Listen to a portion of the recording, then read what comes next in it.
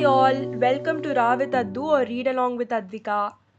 இன்னைக்கு நான் வந்து ஒரு ஸ்பெஷல் புத்தகம் பற்றி பேச போகிறேன். அந்த புத்தகமை ஃபஸ்ட்டு பார்த்தோன்னே என்ன தோணுச்சு தெரியுமா? இது ரொம்ப பெருசாக இருக்கே. சரி, எல்லா நாவல்ஸும் இப்போ கிடைக்கிறதெல்லாம் கொஞ்சம் பெருசாக தானே இருக்குது.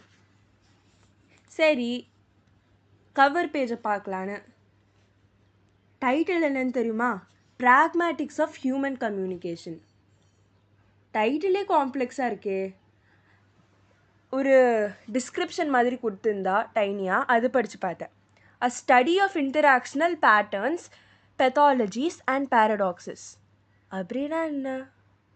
எதுவும் புரியவே மாட்டேங்குது. அது மாதிரி நான் யோசித்தேன்.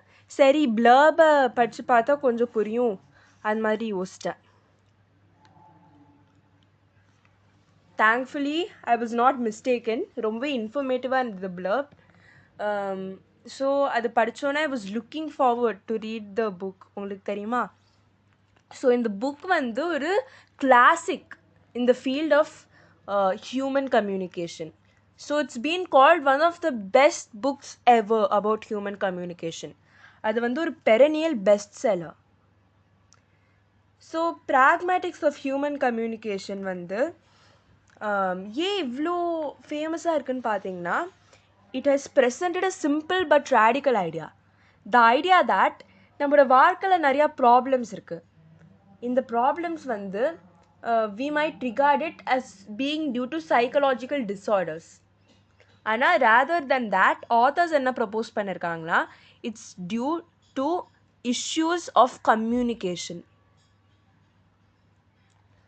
ஸோ இந்த புக் வந்து ஒரு foundation of much contemporary research into interpersonal communication. So இது தவிர they have also laid the ground work for context based approaches to psychotherapy. So இந்த புக்கில் வந்து simple properties and axioms of human communication பற்றி எழுதியிருக்காங்க and அவ demonstrate பண்ணியிருக்காங்க. எப்படி எல்லா கம்யூனிகேஷன்ஸும் they are actually a function of their context. இவ்வளோ காம்ப்ளெக்ஸ் திங்ஸ் பற்றி எல்லாம் பேசுகிறாளே, அது மாதிரி யோசிச்சு பார்த்தா ஆத்தர்ஸ் வந்து அவரோட இந்த காம்ப்ளெக்ஸ் ஐடியாஸை வந்து கான்செப்சுவல் எக்ஸ்ப்ளரேஷன்ஸ் பண்ணியிருக்காங்க. அதை பற்றி கேஸ் ஸ்டடீஸ் கொடுத்துருக்காங்க. கேஸ் ஸ்டடீஸ்னால் well-known case studies, literary examples கொடுத்துருக்காங்க. So it is already largely begun to apply to us. You know, we are not any specialists in such a field and are just common people. அது கூட this book is written with humor. So ஒரு variety of ரீடர்ஸ்க்காகவும் இந்த book, அதனால it's truly அ கிளாசிக்னு சொல்லலாம். So இந்த white ranging புக்கில் நிறைய topics cover பண்ணியிருக்காளா. ஒரிஜின்ஸ் ஆஃப் கம்யூனிகேஷன், இந்த ஐடியா தட் எல்லா பிஹேவியரும் கம்யூனிகேஷன் தான். Meta communication, properties of an open system, the family as a system of communication, the nature of paradox in psychotherapy, existentialism and human communication. So இந்த interesting book ஓட introduction read பண்ணலான்னு யோசித்தேன். After all ஆத்தர்ஸோட பர்ஸ்பெக்டிவாக எனக்கு கிடைக்கும் அப்படின்னு நான் யோசித்தேன். சரி, ஆத்தர்ஸ் யாருன்னு பார்த்தீங்கன்னா,